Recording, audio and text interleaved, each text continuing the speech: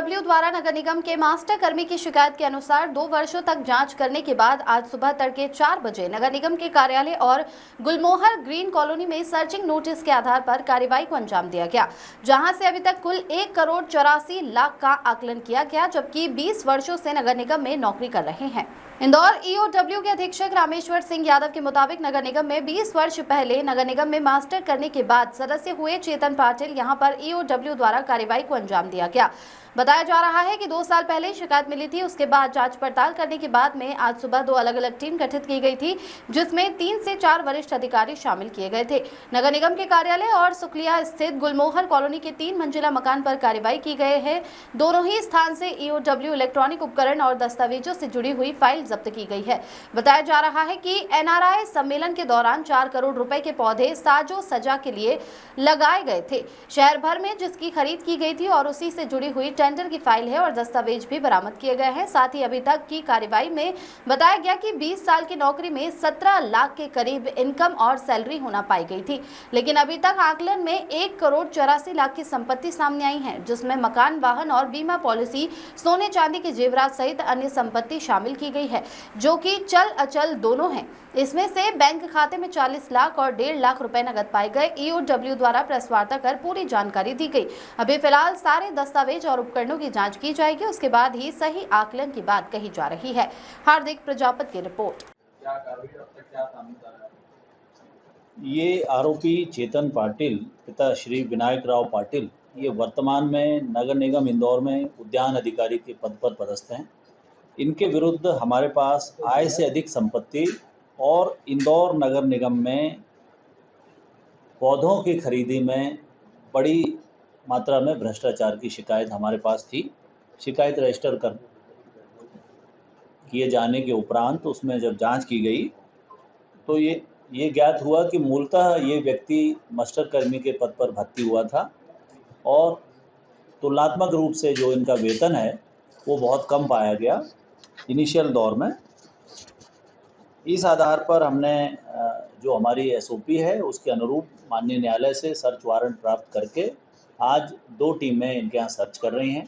एक टीम इनके गुलमोहर green colony स्थित आवास पर और दूसरी टीम नगर निगम का जो इनका कार्यालय है, जो इनका ऑफिस है जहाँ ये बैठते हैं, वहाँ पर सर्च कर रही है, ताकि इनके द्वारा पौधों की जो भी खरीदी की गई है उससे संबंधित दस्तावेज हम जब्त कर सकें। इनके घर से जो अभी सर्च में अभी तक, चूँकि हमारी सर्च जारी है, अभी तक जो चीज़ें मिली हैं उसमें भानगढ़ गुलमोहर ग्रीन कॉलोनी में 2 भूखंड हैं, भूखंड क्रमांक 14 और 110। इनका अनुमानित कीमत जब खरीदे होंगे तब लगभग 30 लाख रुपए में खरीदे गए। एक भूखंड पर भूखंड क्रमांक 14 में G+2 का एक मकान बना है जो 42 लाख रुपए में लगभग है। भानगढ़ गुलमोहर कॉलोनी में भूखंड क्रमांक 103 पर उन्होंने 11,60,000 रुपये कुछ खर्च किए हैं। एक 2 पहिया वाहन है। बैंक में 40 लाख कुछ समथिंग राशि है। 20 लाख के जेवरात हैं। हाउस होल्ड इन्वेंट्री करीब 13 लाख रुपए की है। इनमें एसी और बाकी चीज़ें घर की जो रहती हैं, 13 लाख रुपए का सामान, नगद 1,14,400 और कुल इनके पास 18 बीमा पॉलिसियां मिली हैं जिनमें 25 लाख रुपए का इन्वेस्टमेंट है। इस प्रकार ये प्रथम दृष्टया अभी तक 1,84,00,000 रुपया बनता है। इनका जॉब प्रोफाइल है उसके हिसाब से अभी तक जो विभाग से हमने जानकारी प्राप्त की है उसके आधार पर इनका वेतन लगभग 15 से 17 लाख रुपया बनता है। ये सर किस वर्ष में मास्टर कर्मी के पोस्ट पे भर्ती हुए थे? ये सेवा अवधि हो गई? सेवा अवधि इनकी 20 वर्ष से ऊपर हो गई है। अब भर्ती दिनांक के लिए मुझे इनका सर्विस रिकॉर्ड अभी मंगाना पड़ेगा। और शिकायत कब?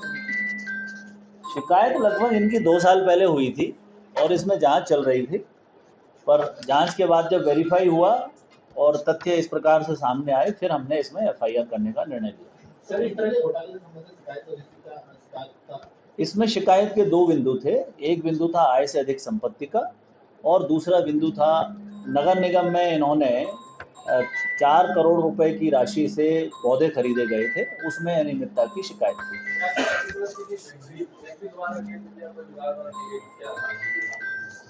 शिकायत किसी व्यक्ति के द्वारा की गई थी। मैं समझता हूं कि भ्रष्टाचार निवारण में जो भी शिकायतें होती हैं उन्हें इतनी सुरक्षा मिलना चाहिए कि उनका नाम सार्वजनिक नहीं किया जाना चाहिए। 4 करोड़ की पौधा और अब एक बार जब केस रजिस्टर्ड हो गया तो अब स्टेट थ्रू ईओडब्ल्यू हम पक्षकार हैं, तो अब शिकायत का कोई ज़्यादा महत्व नहीं जाता। सर 4 करोड़ की जो पौधा खरीद हुई थी जी, ये बड़ा एक ह्यूज क्वांटिटी का पूरा मामला है खरीदी का। तो ये पौधे किस मकसद के लिए खरीदे गए थे, क्या ये पौधे शहर में सौंदर्यीकरण करने के उद्देश्य से और शहर में समय समय पर जो बड़े आयोजन होते रहे हैं उनमें सजावट करने के उद्देश्य से ये पौधे समय समय पर खरीदे गए हैं।